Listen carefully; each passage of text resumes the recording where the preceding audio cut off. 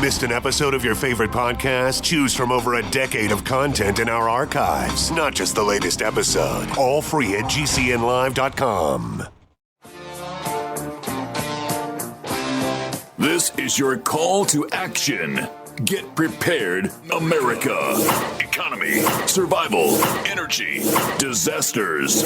This is USAPrepares.com. Informative radio, educational radio. Interact now by emailing instructor@USAPrepares.com or text at 434-390-7953. Class, please take your seats. Now, your instructor, Vincent Finelli. Right. Everyone all set? Cocked? Locked? Here we go. Your dial set correctly to USAPrepares.com. If you'd like to call us, we've got a call-in line, 866-582-9933, 866-582-9933. If you'd like to listen, 605-477-3249. John is engineering the broadcast in Minnesota. I'm delighted to be broadcasting with Rich Scheben and his book, One New York Man's Journey to Off-Grid Living in Montana. His website, offgridmontana.com. Welcome, Rich. Well, thank you for having me, Vince. It's always a pleasure.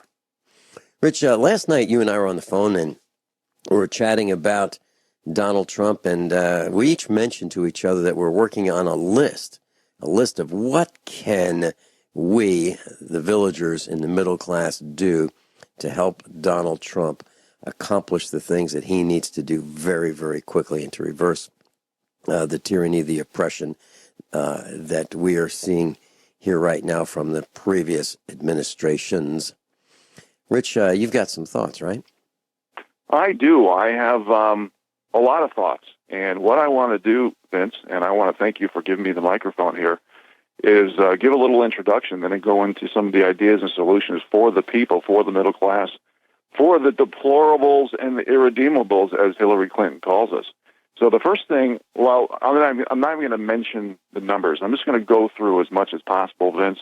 And pardon the presentation, folks, but this is an opportunity that doesn't come by once in a lifetime. So some of the things, I'm just going to rattle them off. First of all, executive orders. Obama has done a ton. We need to do the same thing just to get our country back on track, okay? We need to get rid of the neocons, the rhinos. They need to be identified and basically shown for what they are because they have been bought and paid for. Trump made it very clear that it's been for, by, and of the people.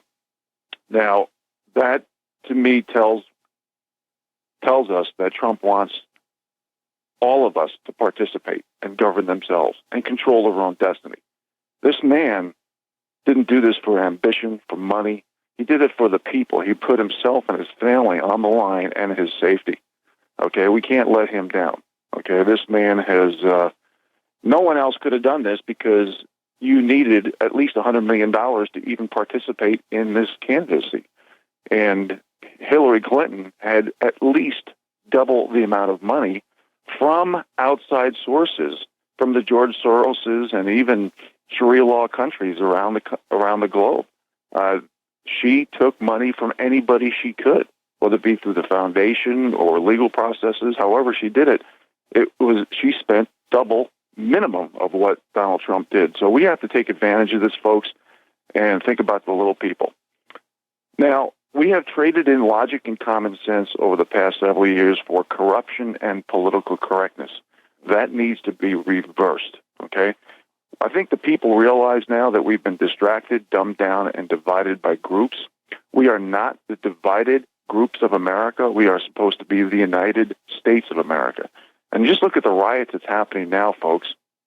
This is all because of the philosophy and ideology and manufactured perception and manufactured guilt, manufactured pity from the mainstream media. Now, you've heard me, for those of you who have heard me on the radio before give a talk, I talk about standing for principle.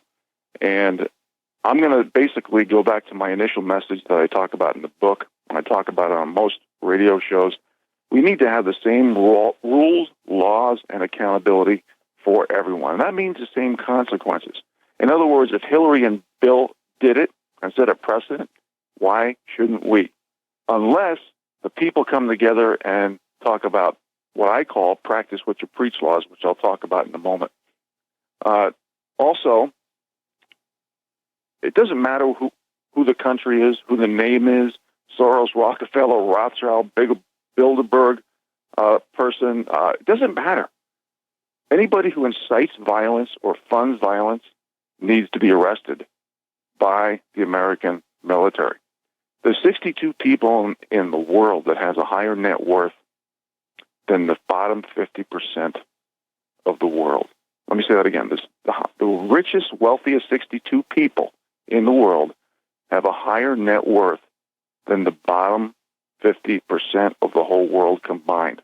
Now, when you've had all the cars and you've had all the houses and all the real estate and all the girls and all the hotels, all the restaurants and all the money and all the, what do these people do instead of trying to help the little people like Donald Trump is doing? They have an addiction to power, money, and control. And it's up to us to create laws that basically make one person just as powerful as another person. We can't let money or power or any perceived power basically divide the American people. Every deplorable, irredeemable loser, as Hillary calls us, needs to pick up a microphone, or how I call myself. I mention this all the time on the air or in a book. I call myself an average Joe, non-hyphenated American. It's up to us to pick up a microphone and pass it around to the American people, just like a baton in a relay race. Doesn't matter if you write a book, you do radio shows, you give talks, you go on YouTube, you create a blog. Whatever you do and however you do it, we need to do it. And we need to use common sense and logic again. We need to bring that back because that's what made America great. That's what created our heritage, our traditions, and our culture to be successful. Now, I think Trump, and most people do, obviously, because he was elected, has a very positive agenda. And, like the wall and help veterans and eliminating Obamacare, et cetera. But we need to add ideas and solutions as average Joe people, okay? We need to read. We need to research. And for those of you who say, who has the time? Okay, this is a study that I've talked about on the air many times. Now, I'm being brief here. But the average American folks spend 7 to 8 hours per day on their smartphone on TV. That doesn't include PC. That's mostly social media. I'll repeat that. The average American spends 7 to 8 hours per day on their smartphone on TV. We need to reverse that trend dramatically. Now I'm going to go into some specifics on more ideas and solutions here. And Vince, thank you again for letting me have the microphone. I really appreciate it. I think this is such an important time. I'm trying to cover ideas and solutions that President Trump has not discussed yet. Okay? And I think this is what all Americans should do. First of all, we need to have a zero tolerance for political correctness. You've heard me say this on the air before, Vince. Ben Carson came to Northwest Montana. The first words out of his mouth was, I hate political correctness, and when you're politically correct, you turn minorities into victims. We can no longer lower the bars of standards and expectations to create these politically correct buzzwords like equality, fairness, tolerance, diversity, accountability, transparency. These words have been hijacked by definition to be used as tools of division. We need synergy. The people are sick and tired of hearing controversial, extremist, racist, bigot, sexist, misogynist, homophobe, conspiracy theory. You can't just scream words when you have nothing else to say regarding issues and ideas and solutions for the little people. Now, you heard me say the word tolerance twice. I said zero tolerance for political correctness, and I added tolerance as one of the politically correct buzzwords that the people in the left use. Okay? First of all, what do you call them? The left, the progressives, the liberals? They've been hijacked by the globalists. Okay? This is an anti-American agenda, anti-Constitution agenda. So when I use those words, I use it in the same context. It should not matter what group you're in. Because when you get shoved into a group, just like Ben Carson says, you're literally insulting the work ethic, the intelligence, and the ability of all these people shoved into these groups. And then you're destroying everything that made America great, because you reward mediocrity for decade after decade after decade. You eliminate ingenuity, productivity, knowledge, everything that made our country what it is. And you're insulting the American people and then the free world and the whole Western world by doing this. Next, what we need to do is vote, veto, and pass laws one line and one issue at a time. Okay? You've heard of like the one-line veto years ago, which really never occurred. We need, instead of putting all these meat and potatoes in these bills, we need to do it one line and one issue at a time, and not to be condescending to the American people, but we need to do it so it's understandable to everybody, and there can be discussions about it, and not throw all this extra stuff in there, okay? Especially regarding special interest groups and donors and stuff like that. It can't be done anymore. Okay, next, no more fundraising, no more focus groups, no more superdelegates. We need to elect on merit. We need to eliminate the Electoral College and the popular vote by definition as it stands. Look at the country, folks. It's all red. Look at the map of voting. Every county is almost red. Dead people voted. Illegal people voted. Busing people around. There's 3,200 counties, in this country. I'm probably off by 100 or so, but it's around 3,200 counties. My suggestion is if 1,601 counties vote for a certain candidate, that candidate should be the winner. We cannot have the Electoral College and the popular vote by the definition it stands, because what it's doing, it's making California, New York City, and District of Columbia, telling everybody else in the country how to live, what to say, what not to say, and how to think. That should be unacceptable. Next, we need, and you've heard me say this, Vince, and your audience has, practice what you preach laws is absolutely mandatory at this point. We can't keep calling someone a hypocrite because it doesn't hold any water. It doesn't go anywhere. It doesn't fix the problem.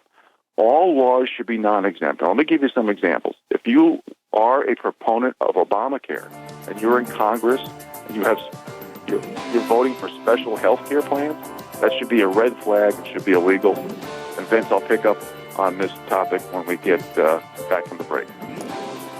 Rich Sheben's with us. I'm Vin Finelli. This is USAPrepares.com. We'll be right back. Rich Sheben's with us, Off-Grid Montana, offgridmontana.com. Rich, please continue. Appreciate the microphone, Vince. Going back to practice what you preach laws, folks, if you're a proponent of Obamacare, you send your kid, or Common Core, you send your kid to private schools, that should now be illegal. If you're on the stump and you're talking about living green and ozone layers and you're flying all over the world or the country, especially promoting global warming, that should be illegal. If you're a gun control proponent, you're hiring bodyguards, and you're using weapons and you're a movie star and you're using weapons in movies, that should be illegal. Okay, if you're preaching socialism and you're living lavishly, that should be red flagged. If you're living behind a wall, especially with bodyguards or security, and you're a proponent of illegal immigration and you're making the poor people have a lower quality of life and less safety, that should be illegal. We should also, and pardon me, I just have a lot to say, folks, and I'm just rattling through stuff. We need to replace judges and attorneys with grand juries in every county in America. Okay, we're at the point that when I tried to sue, when I was with GlaxoSmithKline, I tried to get a part-time job share while I was suffering from spinal stenosis and nerve damage. I had one attorney tell me I didn't have enough group self-pity points. Now, that's about as degrading and derogatory to every minority as you can possibly get. This is just an expansion of division and that philosophy. We need to start also rewarding heroes, especially whistleblowers. We need to give them some type of citizen medal of honor, and I think Julian Assange from WikiLeaks should be at the top of that list. Some other examples would be James O'Keefe with Project Veritas and Edward Snowden And I could talk about every one of these categories or criteria that I'm discussing in great detail, but I just don't have time. We need to reward whoever's an anti-globalist New World Order proponent, regarding countries or individuals. We can't reward people who have that philosophy, okay? We need to reward the people who are the anti-globalist New World Order, okay? We need to increase trade and tourism. Now, I'm not a big foreign policy guy. I don't have a lot of knowledge. But if Russia actually was anti-globalist New World Order, we need to increase trade and tourism with them. I mean, they're a world power. I don't want to have war or nuclear war with this country. Brexit is another example. Ecuador, I don't know much about them, but if they were protecting Julian Assange in their embassy in London, we need to reward Ecuador also with trade and tourism as well. We need to have conversations about the Fed, the IMF, NATO, the UN. We need to get our internet back, okay? We need to think about backing our banks with silver and gold regarding our currency, because who knows how long our world reserve currency status is going to last. Now, this next thing that I'm going to say, folks, we've all been reading about this, on how the economy is going to take a big hit and probably go down. Well, look at all the bailouts to the too big to fails, the too big to jails. In 2008, the trillions of dollars that was printed, the top 1% got all that money. There's so little business investment right now. The world reserve currency is hanging by a string. The velocity of money is almost non-existent. The corrupt monetary policies from the central banks, the Fed, all the big banks, doubling national debt, pensions, folks, government pensions, and the top 130 corporations are in the red by trillions of dollars. We have a derivative scam of could be as high as 1.5 quadrillion, which is 26 times the global GDP. We need a plan B for the little people, and I hope Trump and his people are going to discuss this, because this is not all Trump. This is the people talking, okay? And he's going to get some good people around him who obey the Constitution and care about the American people, okay? Now, my idea in Chapter 15 of the book talks about self-sufficiency, preparedness schools, and trade schools. We need to create that balance of nature and common sense with technology, okay? We need to relearn some of those lost 19th century skills and dovetail them with 21st century technology. Rich Sheben's with us. We'll be right back after these few short bottom of the hour commercial announcements. This is USA Prepares. I'm Vincent Finelli. Class, Rich Sheben's with us, and many of your instructors think about what's happening around the world, what's happening in the country, what we like, what we don't like. We comment about it, and we offer opinions, suggestions, and solutions. And that's what Rich Sheben's doing right now. Rich? Well, thank you, Vince, and thank you for letting me exercise my First Amendment rights. I really appreciate this. And I'm going to continue, folks, because of time. The next idea and solution is I think we need to start to reverse the centralization of America. 90% of people are in urban, suburban America, only 10% are rural. And the skill sets are almost non-existent from the old 19th century skill sets. And if we ever have an economic collapse, which I talked about briefly, or an EMP, or a financial collapse, or anything, I just don't think the American people are prepared for survival. Next, this is totally an outside-the-box idea, but we need to eliminate property taxes for the poor and the middle class for 10 years until government spending is under control, and that'll reduce rent for the poor and middle class, increase real estate values, help out retirements, and benefit the middle class dramatically, and of course our GDP would benefit directly with that. I'd like to start a middle-class party of the people and represent, as Hillary says, the deplorable, the irredeemables, and the not average Joe non-hyphenated Americans, as I call myself. Now, the next one's going to be very controversial, Vince, but I'm going to say it anyway because I read about this all the time coming from the elitists, whether it be directly or indirectly. And that's one of the reasons why global warming is such a hoax. They talk about overpopulation so much and how our planet has 8 billion people and they want to bring it down to 500 million. Why don't the people get together and trade voluntary population control for things like GMO foods, cancer, vaccines, better nutrition, no wars, no fluoride and 200 other chemicals in the water, so on and so forth. If we had a voluntary population control, and one idea off the top of my head, and I discussed this in the book under the guise of a Hollywood movie star, and that is to have voluntary vasectomies and tube tying. I don't know if that's going to create enough voluntary population control for the powers that be. I don't even think we necessarily need it if we do things the right way, and we're definitely going off course because the powers that be have, again, distracted them down and divided us by groups. I think we can have, I think this would be a natural thing if food sources were being reduced. But that's just another discussion I think the people should have. Next, we need to eliminate the mainstream media. Debates and information to public needs to go on truth-based, objective, facts-based mediums like USA Prepares, Breitbart, Infowars, Drudge, etc. We can't be listening to this propaganda, subjective emotional opinion, Hegelian dialectic, some professional wordsmithing.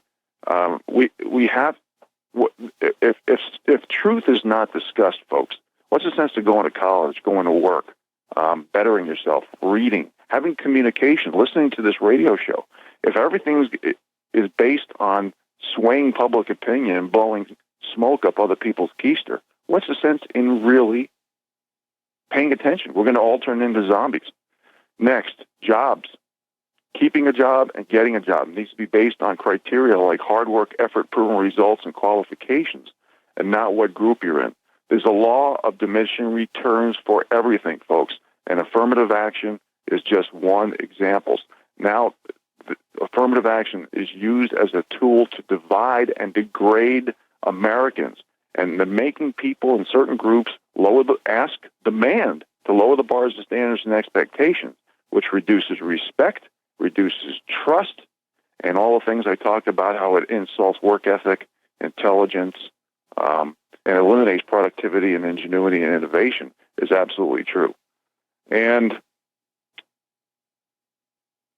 I'm just going to end this by, when I talk about the same rules, laws, and accountability for everyone, I mean regarding skin pigmentation, gender, sexual orientation, religion, anything, not just the false left-right paradigm, which is the aristocracy versus the serfs, which I've talked about many times. Folks, how long do you expect to live in the land of the free and the home of the brave if we do not come together and unify and have synergy? We've had millions of American combat soldiers over the years give their life for this country. Okay? Donald Trump has put himself and his family's safety on the line. This man has billions of dollars. He could have the best life for his great-grandkids forever. And look what he's done for us, okay? This is a blessing.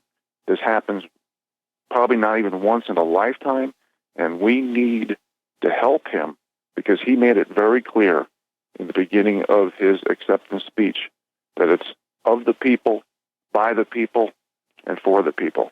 Vince, I want to thank you so much for letting me have this stump, this microphone, and rant. And I just think that as Americans, we need to step up and do what's right for Donald Trump and the American people who voted him in. But Scheben, for the last 3 days, I've noticed that the sun is shining. I noticed that there's this lessening of the weight that we're carrying around, this concern about the implosion of our country, World War III, and those kinds of things.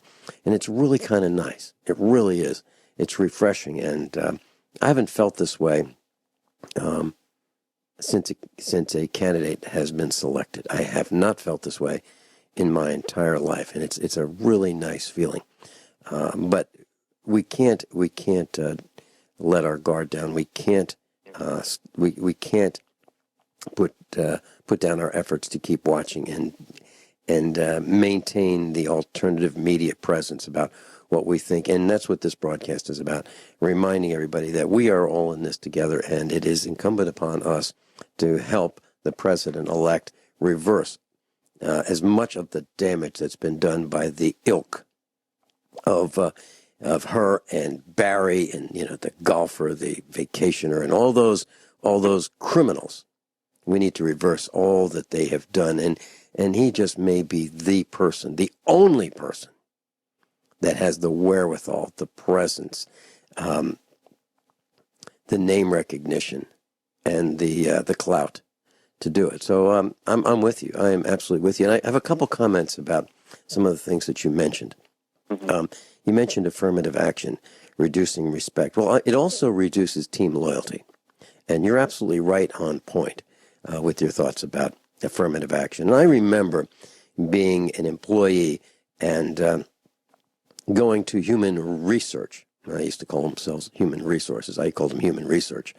And I said, you guys keep talking about affirmative action. What is it? What is it?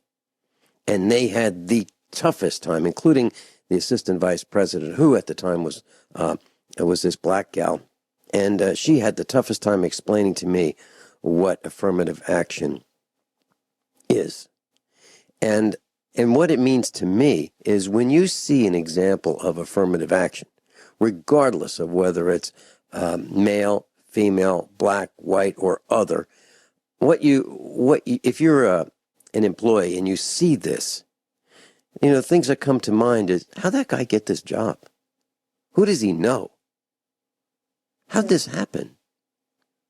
And you wonder, you see someone with fewer qualifications, fewer abilities, less knowledge coming into the team, and you at the same level as others, and you wonder, how did this happen? And you're absolutely right.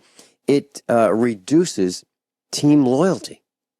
You go, well, I guess if they're bringing in a lightweight and we all are heavyweights and we're all working really hard, we don't have to work so hard anymore because obviously the standard has been lowered because we brought this new guy in.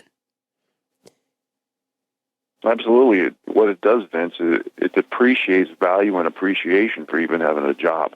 Mm-hmm. And lower the bars of standards and expectations, you can't expect good things to happen long term. And another thing that you mentioned was one-line bills. And I attended a meeting in Springfield, Missouri, a couple of years ago, and they had a Missouri state representative there, and they had another guy. And this other guy was in charge of reviewing all bills presented for a vote for constitutionality in Missouri.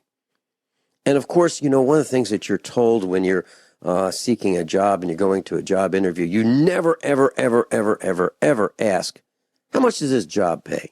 So I'm in this meeting, and so my hand goes up, and I'm one of the first people to ask a question. And I said to this guy who's reviewing bills for constitutionality in Missouri, my first question, how much do you make? This guy looked at me like, whoa. And I said, well, how much do you make? How much are we paying you for whatever you do?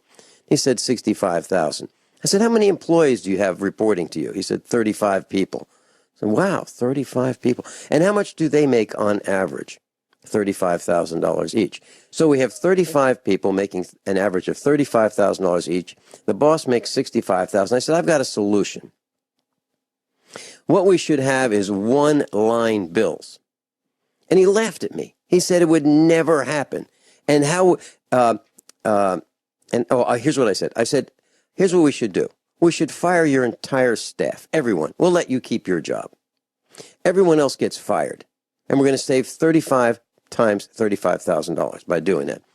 And he said, I'll never be able to review the legislation. I said, well, what we do then is we have one-line bills. And you only have to read one sentence. And it's really easy to figure out whether it's constitutional or not. And he laughed at me. He said, it'll never happen. And I said, well, let me give you an example. Here's an example of a bill. All government employees and representatives shall not be immune from prosecution. That's one. Here's another one. We the people shall have access to all weapons that the government has. Here's another one. All representatives shall read and understand every word of legislation that they vote on, or will be incarcerated for not less than 10 years in prison. The whole room got silent. We'll be right back. Class, Rich Sheben's with us. offgridmontana.com, offgridmontana.com. And if you'd like to get his book, you can go to Amazon. One New York Man's Journey to Off-Grid Living in Montana. Rich Sheben. Kyle in Montana, welcome. You're on with Rich Sheben. Good morning, Rich and Vince. Morning, Kyle. Morning. Hey, I've got a couple of ideas, too, there that, I don't think we're going to get rid of the mainstream media, but I do think that anything that, another law that could be put in there is that anything that is not reported correctly would come with like $150,000 fine that would hold them to the truth. But the other things that I thought about real quick is that no foreign country can own any property or business in the United States, and no foreign country can make any donations whatsoever to any political candidate. I would like to see that. And then the very first thing I'd love to see Mr. Trump do on his first day in office is nationalize the Federal Reserve instantly. But anyway, I agree, Kyle. I agree. This is what Americans, patriotic Americans, should be doing. Okay, we're not anti-government. We're anti-unlawful, overreaching, too big, corrupt, foreign-owned, foreign-induced, incorporated. We shouldn't be run by the central bankers. We're a constitutional republic, and this is what people need to do. We've been drunk on the Kool-Aid of political correctness for so many years that people have turned into zombies. I mean, 50% of the population, Vince, can't even come up with $1,000. We need a different plan of action. Yep, Gentlemen, I was at Sam's Club. Go ahead. I was at Sam's Club yesterday. Very quickly, I was at Sam's Club yesterday, and I saw a guy really dressed to the nines. Very, very expensive suit. First thing that came to my mind is, who is he stealing from? Is he a politician? Is he a lawyer? Is he a banker? Isn't that horrible that that's the first thing that came to my mind? Who has he been stealing from? Because he was really dressed nicely? Because the rest of us are struggling? Well, yeah. Literally. You think about, that's what came to my mind. Sure. Well, Rich has, touched on this many times that, we have two classes of people in this country, it seems. It's always the haves and the have-nots. The other thing, the way I boil affirmative action, Vince, is it is prejudiced against the white male. That's what it boils down to, in my opinion. And I've seen it over and over and over and over. We had a black guy one time working as an electrician, and it was required on this job to wear a shirt. He was the one of three black guys on. He would wear suspenders because he was well muscled and stuff like that. And the boss would do nothing. The union would do nothing. They give him the simplest jobs because he was worthless. He would have been fired if it would have been a non-union job. That's just reality. I mean, there were some black guys on the job that did really well, and I'm good friends with them. But I'll never forget this guy because he just flaunted it. He was one of the first guys laid off, but it was pathetic. But are you saying that he just refused to follow safety instructions? Because when I taught computer science, I absolutely required that none of my students have jewelry that could help them get electrocuted.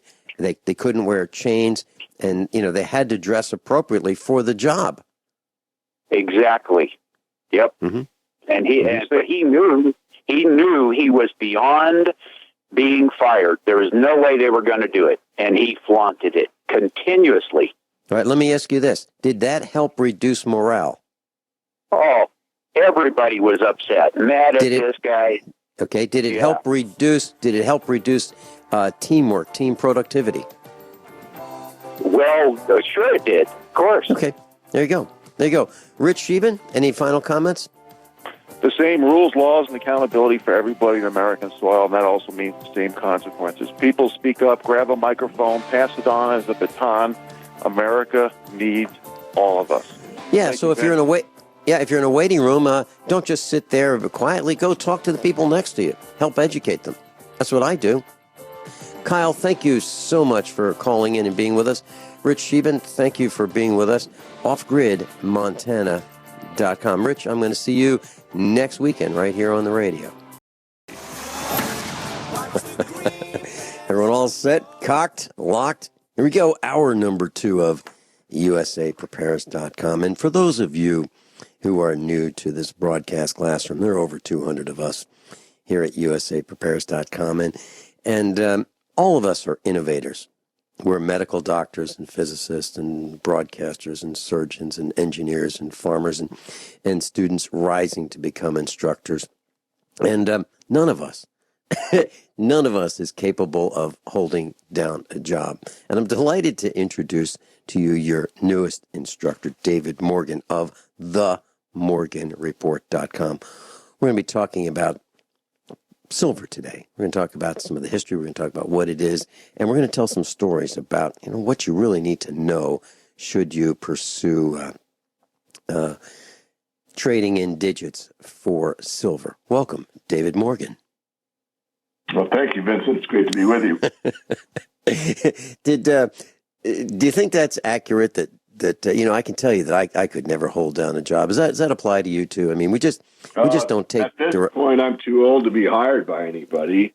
I'm way too independently minded, and it's out of the realm of possibilities for me. I have to create a way to make a living, and it's been that way for me for quite some time, actually. Yeah, and that's exactly what I mean. We just don't take direction very well. And I've said about some of my bosses most of my bosses that I've had, how did that guy get so far on so little, make so much, and stay so long? And because I could always, or almost always, figure out a better way of doing it than the way he wanted me to do it. And you just look around, you go, gosh, they make so many mistakes. It'd be so much more efficient. We'd be so much better off if we just paid more attention. But anyway, David Morgan, silver, honest money. Can we go through a little bit of history during the first segment about silver? What is some of the history of silver, the uses of silver, and why it's considered of value? Well, we can do it hopefully briefly, but silver, first of all, is the money of the people. This is the money that has been used many, many more times, many, many more transactions for longer periods of time than gold by far.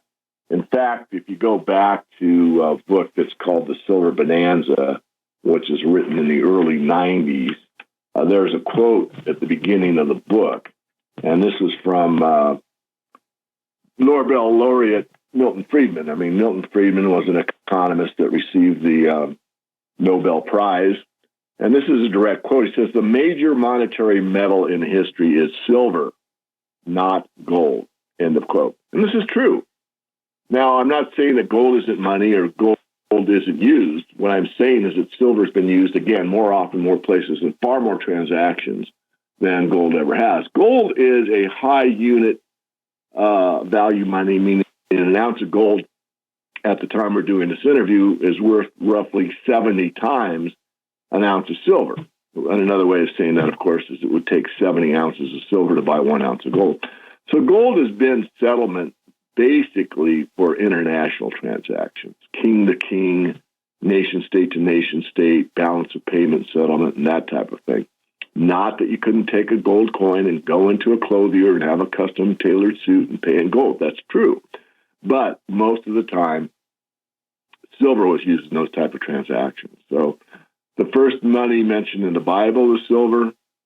And the primary use of silver up until, let's call it the electronic age or electrical age, has been its primary use, money, as a means of settlement, savings, etc. And that's part of the modern history. If you go into, the ancient past, before coinage, there was natural gold and silver. It's called electrum. It's a combination of gold and silver, and that was used just as a value means of settlement or payment or transactions. But coinage took place, and then the coinage wasn't really that uniform, and then over a short period of time it became uniform, where basically the weight of each coin was the same and the purity was the same, and then the real money it was came into being. And this facilitates the greatest way for human beings to work together. And the reason for that is division of labor, that each person gets to do what they, in a free society, whatever they choose to do or they're passionate about doing, and then they can take that skill set and receive money for it. And that enables them to transact with everybody else in the community in a most efficient way. So it's really a way, sound money, honest money is a way to ensure freedom and to ensure that everyone has the potential to be their highest and best good and the most, maximum benefit of the paradox. The paradox being maximum use and benefit to themselves. In other words, achieve what they want within their own personage, and also contribute to the community at, again, the maximum rate, because they're doing what they want and producing to their maximum passion, ability, etc. So it's idealistic, but it's the way things have been in the past. And just because the potential exists does not mean that everybody does it. It's just like the American dream. I mean, you can be anything you want to be. Well, I think that died a while back. But the point I'm making is that just because the potential is there doesn't mean that everyone will do it or take advantage of it, understand it, or implement it. David, when you mentioned silver is the money of the people, and one of the first things that came to my mind, first of all, you're absolutely right, but one of the first things that came to my mind is I was thinking back to my grandparents, and even my parents used silver coins, 90% silver, and they were well worn. They, if you looked at them, you could see that the silver had been worn out or worn off these coins. I'm talking about silver dollars, silver half dollars, silver quarters, and silver dimes that were in circulation until, 1964, for the most part. So that's generally correct. So we have used them, and they are used for the transaction, or were used for the transactions by the villagers. And I think it was great. And now, and the silver coins still have the same purchasing power. Those 90% silver coins still have the same purchasing power that they did back in the 1960s, 50s, 40s, 30s, and so forth, don't they? Yeah, pretty much. I mean, not to say that the price of silver doesn't vary. It does. And that sometimes it's undervalued, sometimes it's fair valued, and sometimes it's overvalued. But what you just said, Vincent, is absolutely true. When I started driving, a gallon of gas was roughly 25 cents. And if you used a 90% silver coin today, you could buy a gallon of gas. Mm-hmm. It would buy a gallon of gas. So just like gold, it's a constant purchasing power. Again, there are some caveats to that, but the general idea is it maintains purchasing power, and that's true in the long term. And so again, a 25 cent, 1970s, you could buy a gallon of gas for a quarter, and today with a silver quarter, you can still buy a little more than a gallon of gas. Mm-hmm. Yeah, and a soda, a Coke brand soda out of a soda machine was 10 cents. And with a silver dime, there's enough value in a silver dime today to still buy a Coke out of a machine. I'm thinking about those who are concerned about the storage of silver and precious metals. And what I'm saying is, we have been conditioned to think that numbers represented on a piece of paper, digits, if you will, represent our stored wealth in a bank account. That's where it's at. And trading those digits looking at that bank statement every month, saying, wow, this is great. I've been able to save a little bit more. I have a greater number than I had last month and a greater number than the previous month, and this is wonderful. Taking some of those digits and purchasing precious metals like silver is a little disconcerting at first, wouldn't you say? But then... Oh, absolutely. I mean, I've had this discussion with many people over the years, but one in particular I always recall. It was from a friend of mine that's a coin dealer in Arizona. I'll leave it at that. There's lots of coin dealers in Arizona. And he said, it's very interesting that people will listen to the lectures, they'll listen to my radio show, they'll get all enthused maybe about, buying silver, buying gold.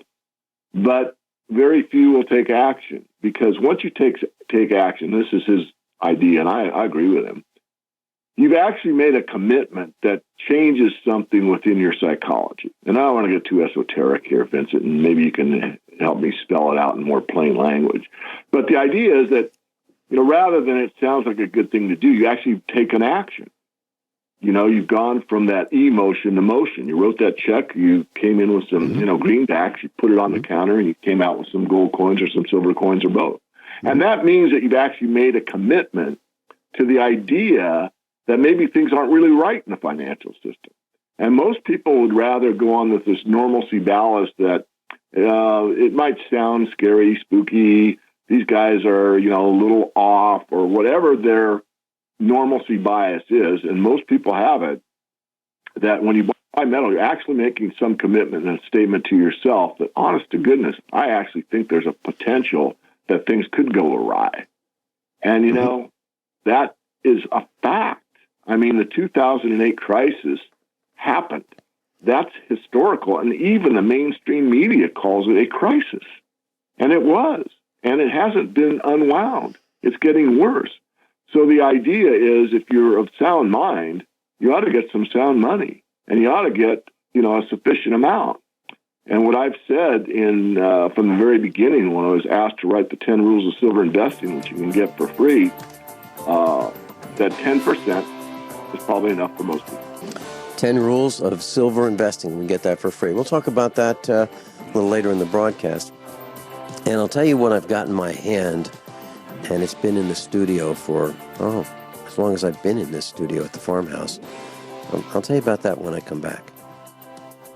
David Morgan, themorganreport.com. Class, David Morgan's with us, and we're talking about silver. And David, I'd like to just make this statement before I tell you the rest of the story. I don't buy anything that is not useful. I don't buy anything that maybe I can't use for barter or a medium of exchange, if possible, later on. So in my hand, I have this item, and it is a very small ingot of silver. And it is stamped R. Gamel, Billings, Montana. It's 2 inches long. It's 1 inch wide, and it's 5/8 of an inch high. And on the bottom, it says 7.47 troy ounces. So this is roughly the size of a domino. And I did some quick arithmetic during the break. 7.4 ounces of 0.999 or better fine silver, which is what this is, at $17.84 current spot price, is $133.26. So I'm looking at this little tiny thing, this little ingot of silver that I use as a paperweight right here in the studio, and its market value right now, spot price, $133.26. Now, when I bought that, it was, wow, it's going to take, $1 1/3 $100 bills to get this little tiny thing. And, there's a transition that we have to make mentally to do that. Well, if you think about it, the paper that I would be trading, that $1.3 $100 bills, is just paper. It's idiotic not to have the silver. Would you agree? Well, I agree. I mean, I've always been kind of, what would you say, not only conservative, but not extreme even in the precious metals camp. I mean, as we closed out this first section, I recommend that most people have about 10 or to 20% in precious metals to their net worth. Mm-hmm. But to not have it's an absolute huge mistake due to what's already taken place in 2008, where we're going economically on a global basis. But I want to add on to your point, maybe from a different direction, Vincent. And what you're pointing out is that, that's a lot of value in a very small space. Mm-hmm. You'll constantly hear that, well, silver's too bulky. But really, I've done the math. I mean, if you had a laptop that's pure silver, you're looking at about $2,000. And if you had a Lamborghini, and I don't know what the cost of a Lamborghini is, but let's just call it $500,000 for talking purposes. Maybe it's $600,000, maybe it's $350,000. I don't know, and I'm sure they vary depending. Well, they do vary within that range. Mm-hmm. But would you rather have? This is a test question. Would you rather have a Lamborghini in your driveway, or the equivalent mock-up Lamborghini that's made of silver? Which is more valuable?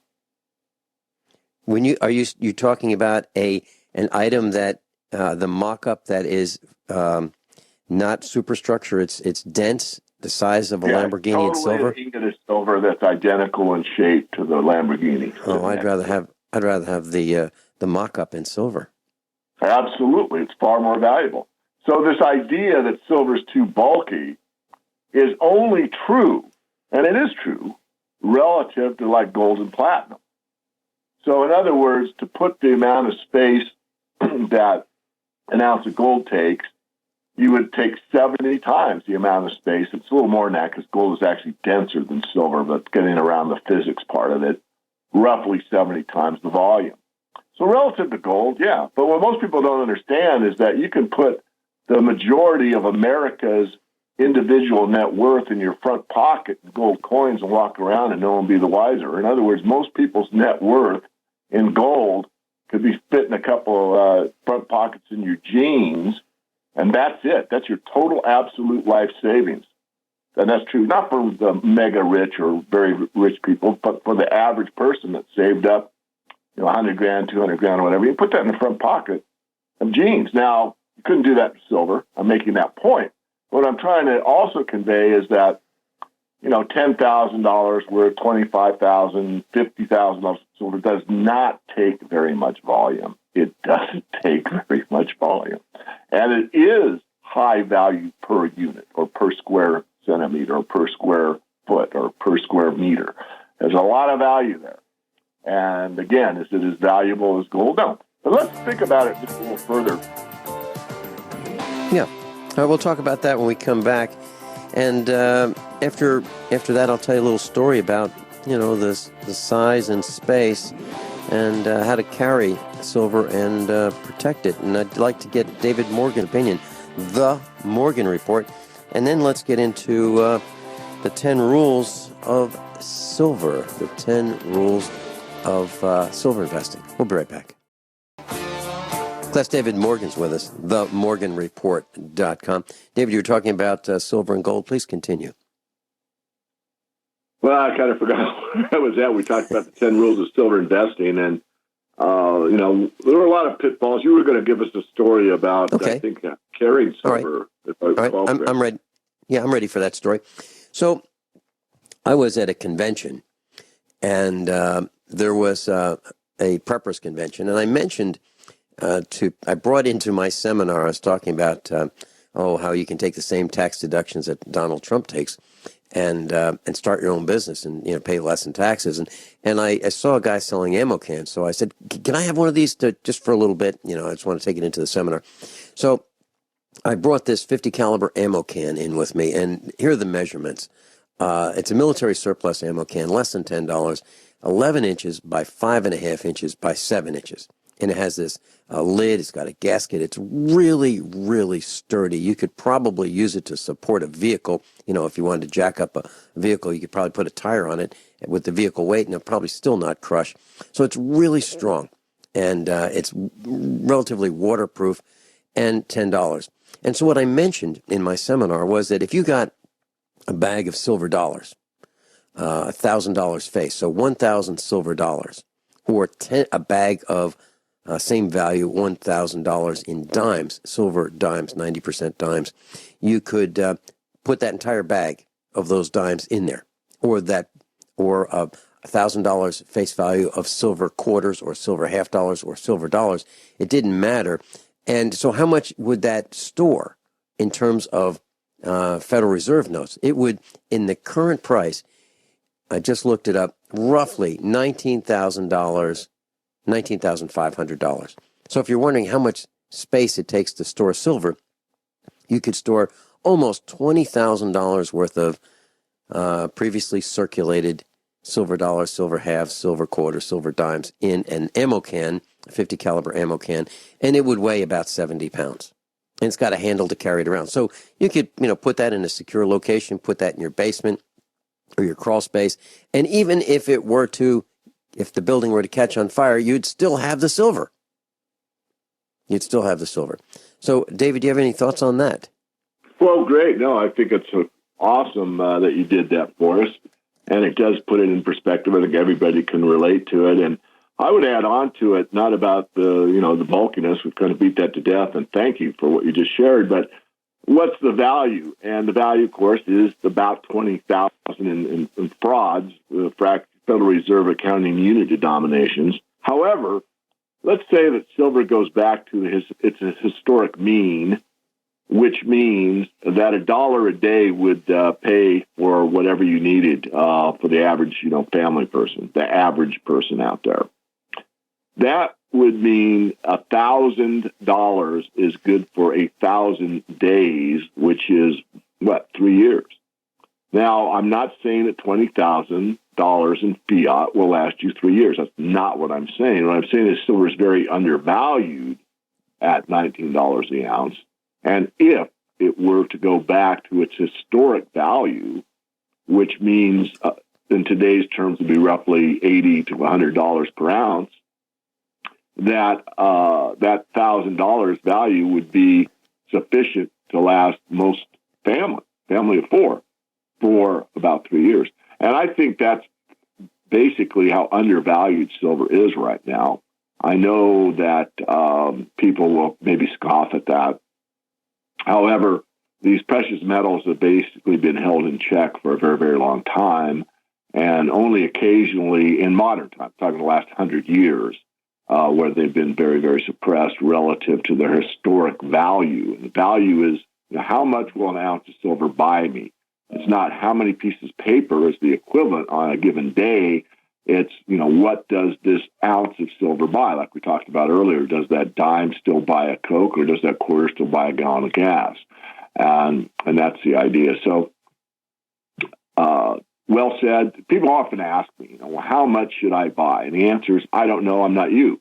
What works for you. But as a general idea, 200 ounces at fully valued silver is probably good for like 6 months living expenses. So it depends on the person. I say in the 10 rules of silver investing, which maybe we want to talk about next, that 10% of your net worth in precious metals is probably sufficient for most everyone. You're talking about frauds, Federal Reserve accounting unit denominations or dollars.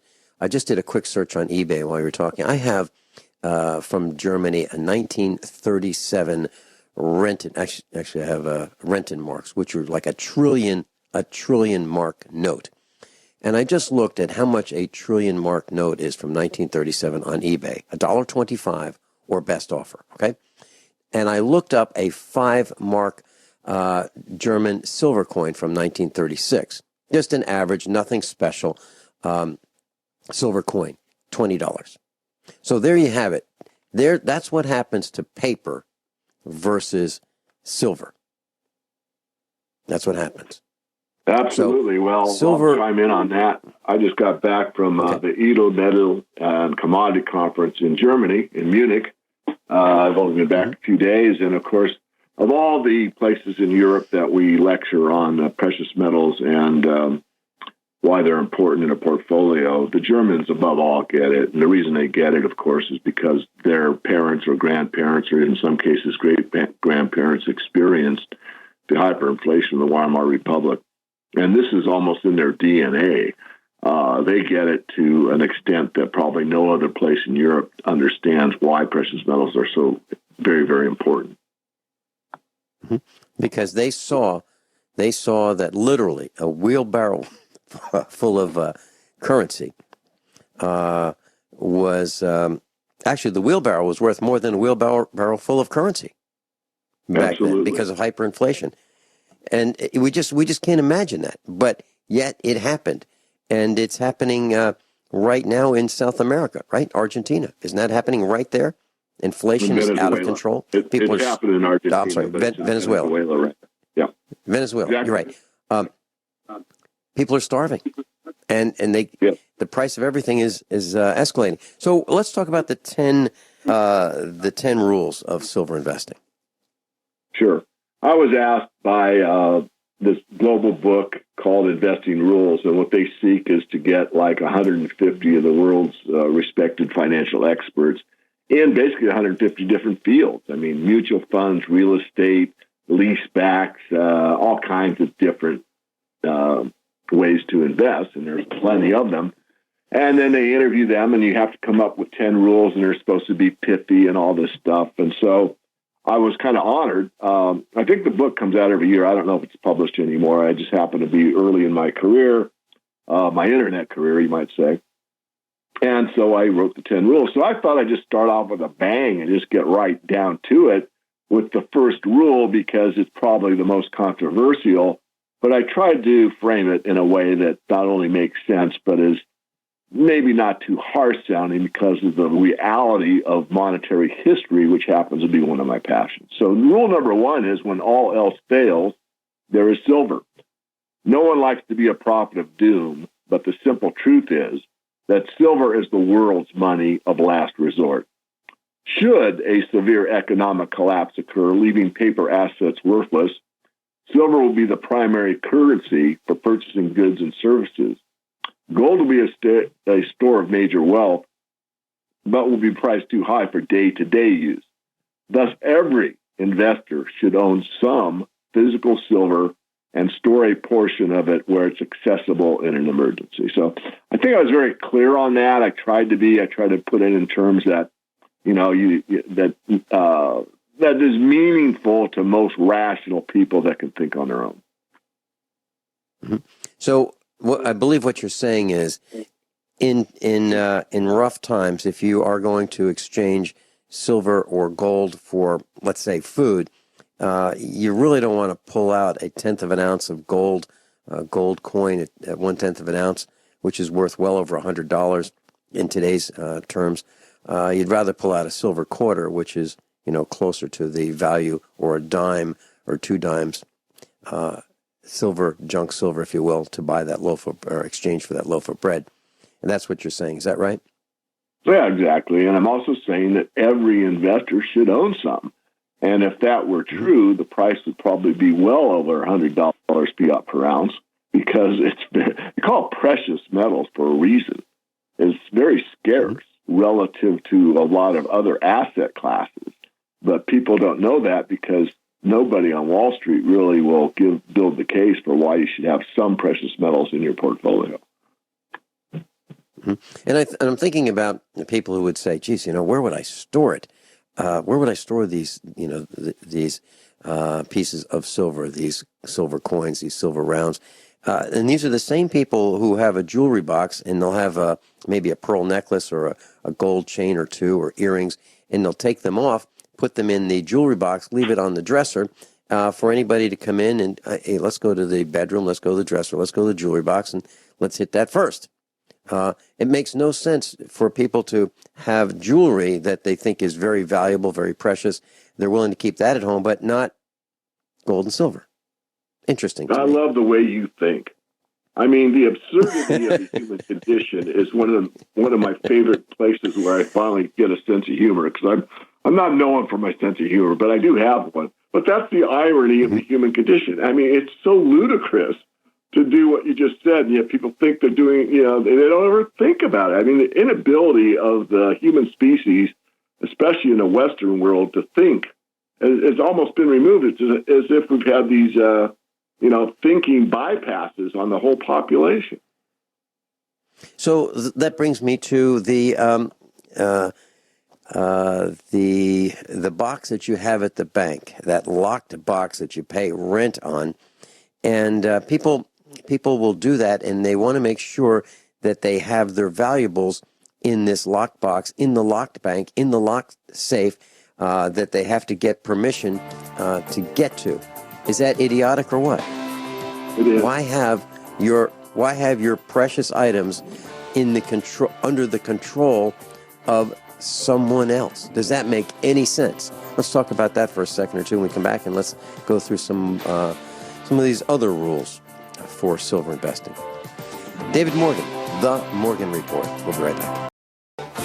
David Morgan's with us, The Morgan Report, and there's a link to his website on usaprepares.com, the instructors page, and you'll find his name and a link right to his website.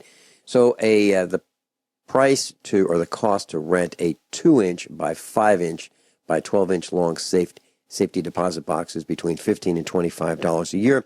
And so if you put anything in there, it is under the control of others, and you do not have access to it 24/7. I can't imagine putting anything in a safety deposit box.